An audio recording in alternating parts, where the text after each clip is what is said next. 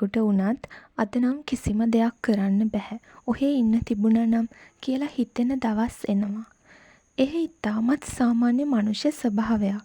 ජීවිතේ සමහර දවස්වල මොකුත්ම නොකර ඔහේ ඉන්න හිතෙන දේ පිටුපස අපූර්ව මනෝවිද්‍යාත්මක හේතු සාධක කිහිපයක් තියෙනවා. මනෝවිද්‍යාවට අනුව මෙය හුදෙක් සිදු කරන ආරක්ෂක ක්‍රියාවලියක් විදිහට හඳුන්වන්න පුළුවන්. ඉතින් ඇයි අපිට මෙහෙම වෙන්නේ? මානසික වගේම කායික වශයෙන් අපි වෙහෙසට පත් වුණාම මෙහෙම වෙන්න පුළුවන්. දිගින් දිගටම වැඩ රාජකාරිවල නිරත වීම නිසා මොළයට සහ ශරීරයට විවේකය ඕනි වෙනවා.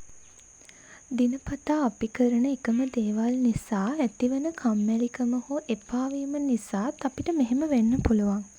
ජීවිතේ ප්‍රශ්න හෝ ඉලක්ක වෙත හඹා යද්දී ඇතිවන මානසික පීඩනය නිසා මොහොතකට සියල්ලෙන් මිදීමට අපිට ඕනි වෙනවා. එතකොටත් මේ වගේ තත්ත්ව ඇති වෙන්න පුළුවන්. ඉතින් සමහර වෙලාවට අපේ සිරුර සහ මනස අපෙන් ඉල්ලා හිටින්නේ කෙටි නැවතීමක්. ඉතින් එය කම්මැලිකමක් නෙවෙයි. රීචාර්ජින් එකක්. නැවත ආරෝපණය වීමක්. මේ වගේ දවස් ගත කරාට පස්සේ නැවත උද්‍යෝගිමත්ව වැඩ කරන්න ශක්තිය ලැබෙනවා. මේ වගේ දවසක මොනවද අපිට කරන්න පුළුවන්? සමාජ මාධ්‍යයෙන් ඈත් වෙන්න.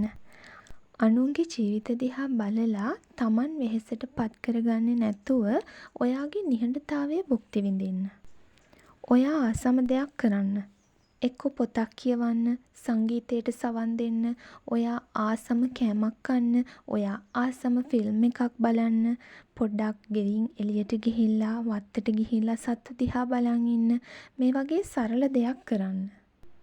ඉතින් මෙහෙම ගත කරන දවසකට ඒ සඳහා එරෙහි වෙන්නේ නැතුව, සටන් කරන්නේ නැතුව, එය ඔබේ මනසට අවශ්‍ය සිස්ටම් අප්ඩේට් එකක් විදිහට සලකලා පිළිගන්න.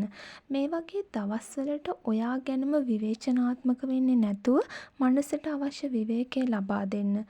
ඒක මානසික සෞඛ්‍යයට ඉතාමත් වැදගත්. මැෂිමකට උනත් විවේකය අවශ්‍යයි. ජීවිතේ සමහර දවස් කිසිම අරමුණක් නැතුව ඔහේ ගෙවිලා යන්න ඉඩ හරින එක ඔයාගේ මානසික සෞඛ්‍යයට ඉතාමත් ගුණදායකයි. ඉතින් ආයෙමත් දවසක එනකන් සතුටින් පරිස්සමින් ඉන්න.